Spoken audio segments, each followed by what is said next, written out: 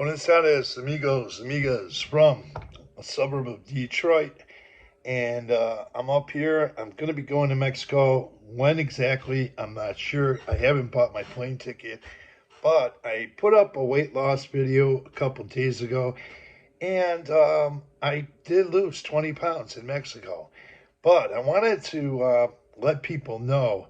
And that was over a course of 5 years or so. Between 4 and 5 years, I lost 45 pounds. Now, I don't want people to have the impression that I carried that kind of weight around with me all my life because I did it.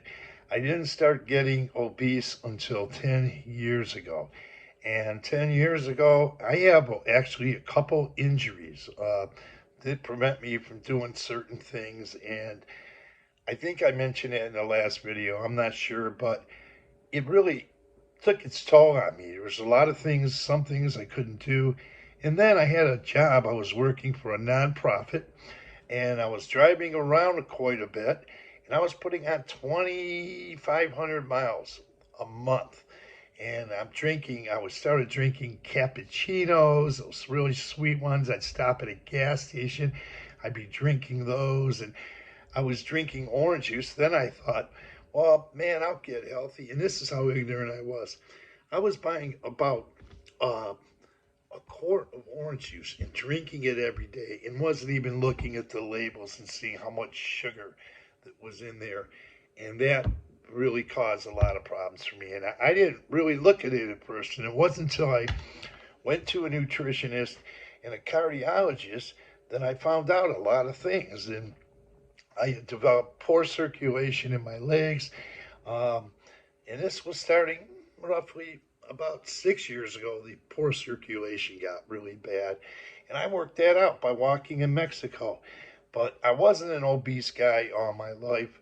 It wasn't until about only 10 years ago. But I just put on the weight. And I'm going to tell you something. It was very discouraging to me. I couldn't move around. As a matter of fact, I had trouble getting in and out of a car sometimes. That's at 245 because I'm only 5'8".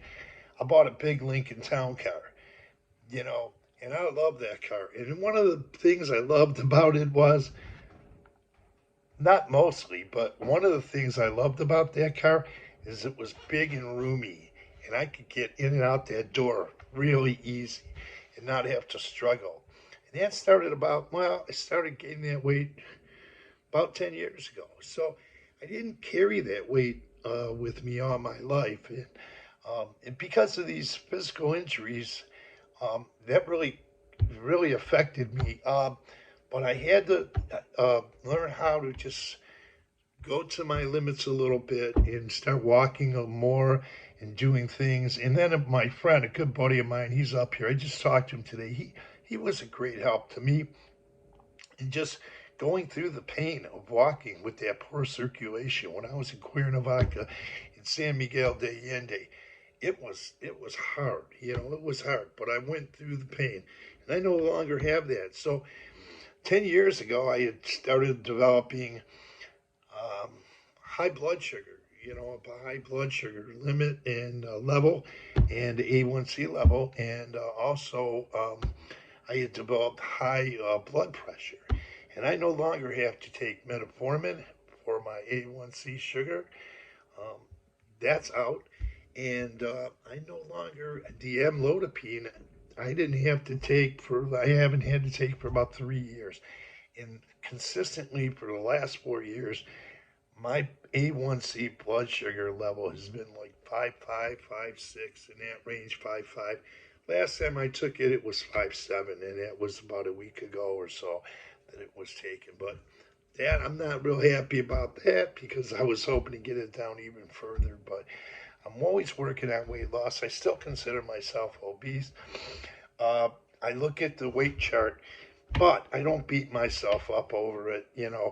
And I'm doing things I used to do a lot. In the last, couple of years, few years, as I gradually took the weight off, I'm participating in sports more and things like that. So I'm doing a lot of things, and I would give help to anybody. It's a diet change, not eating late at night, um, things like that. Knowing how to diet, and I'm not perfect, and but I do listen to nutritionists, and my health has seemed to got a lot better. Because there was a point I thought I was going to have to face liposuction. I mean, I thought about it, but I never had to do it. But I know a couple guys in the local church here that got liposuction surgery. So with that, I want to tell people they can do it. Go out and talk to people. Keep talking to people. I would say do some walking a little bit, little by little, and just find out what works for you.